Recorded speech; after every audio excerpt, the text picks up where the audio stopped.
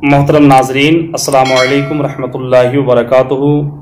ہمارے کئی اسلامی بھائی کا یہ سوال آ رہا تھا کہ یہ بتایا جائے کہ ہم لوگ نماز تو پڑھتے چلے آ رہے ہیں، پتہ نہیں ہم لوگوں کی نماز مقبول بارگاہ خداوندی ہو رہی ہے یا نہیں ہو رہی ہے، ہم لوگوں کی نماز خدا کی بارگاہ میں قبول ہو رہی ہے یا نہیں ہو رہی ہے، اس تعلق سے کچھ بتایا جائے۔ تو ناظرین، میں اس تعلق سے بتاؤں گا، لیکن اگر آپ ہمارے اس چینل پر پہلی بار تشریف لائے ہیں تو چینل کو ضرور سبسکرائب کریں اور اس کلپ کو اپنے دوست و احباب تک پہنچانے کی بھی کوشش کریں۔ آئیے چلتے ہیں سیدھے جواب کی جانب کہ کیا ہماری نماز قبول ہوتی ہے یا نہیں ہوتی ہے۔ اگر قبول ہوتی ہے تو اس کی نشانی کیا ہے؟ رب تبارک و تعالی قرآن مقدس میں ارشاد فرماتا ہے، ان الصلاۃ تنہی عن الفحشاء والمنکر، کہ بے شک نماز بے حیائی اور بری باتوں سے روکتی ہے۔ اگر آپ نمازی ہو، آپ نماز پڑھتے ہو، اور اگر آپ بے حیائی سے اور بری باتوں سے آپ رکے ہوئے ہو تو یہ جان لیں کہ آپ کی نماز خدا کی بارگاہ میں قبول ہو رہی ہے، کیونکہ جو نمازی ہوگا وہ بے حیائی نہیں کرے گا، جو نمازی ہوگا وہ بری بات اس سے وہ کبھی نہیں کرے گا۔ تو اگر واقعی میں آپ بے حیائی اور بری باتوں سے اپنے آپ کو روکے رکھے ہیں تو یہ جان جائیں کہ آپ کی نماز خدا کی بارگاہ میں قبول ہو رہی ہے۔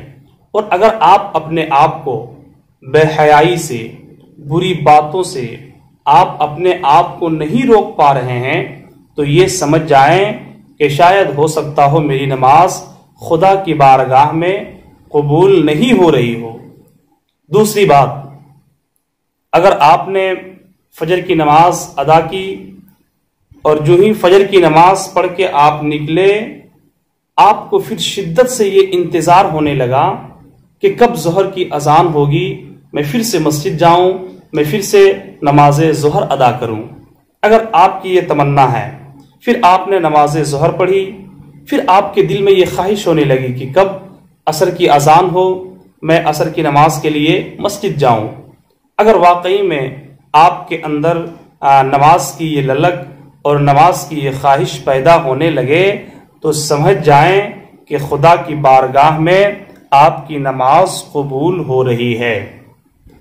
تیسری بات یہ ہے کہ لوگ کہتے ہیں کہ مجھے اتنا وقت نہیں مل پاتا ہے، میرے پاس ٹائم نہیں ہے کہ میں نماز پڑھنے جاؤں، میں کاموں میں مشغول رہتا ہوں، مجھے وقت نہیں مل پاتا ہے۔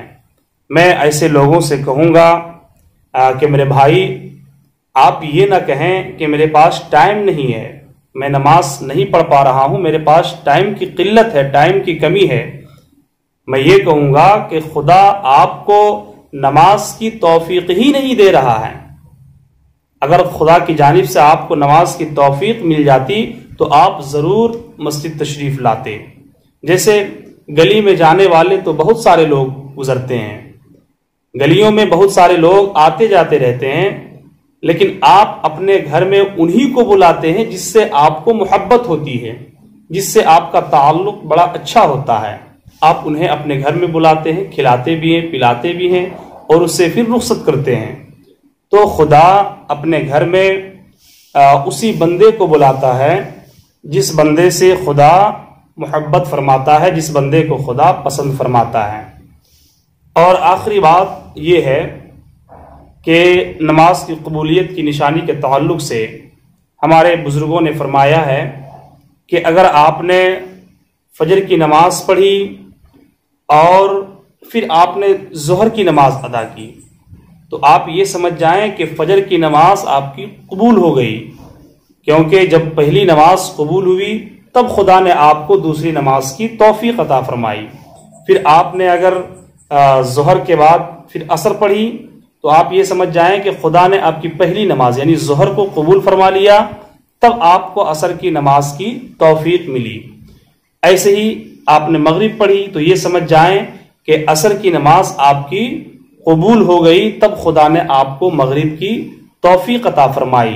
اللہ رب العزت اگر آپ جو ہے مغرب کی نماز پڑھیں اور پھر اس کے بعد عشاء پڑھیں، تو آپ یہ سمجھ جائیں کہ خدا نے آپ کے عشاء کی نماز کو قبول فرمایا، مغرب کی نماز کو قبول فرمایا، تب کہیں جا کر کے آپ کو عشاء کی توفیق ملی۔ ایسے ہی آپ سمجھتے چلے جائیں۔ ہمیں امید ہے کہ آپ حضرات ہماری ان باتوں کو سمجھ چکے ہوں گے۔ اگر باتیں اچھی لگی تو یہ دوست و احباب تک ان باتوں کو پہنچانے کی کوشش کریں۔ السلام علیکم ورحمۃ اللہ وبرکاتہ۔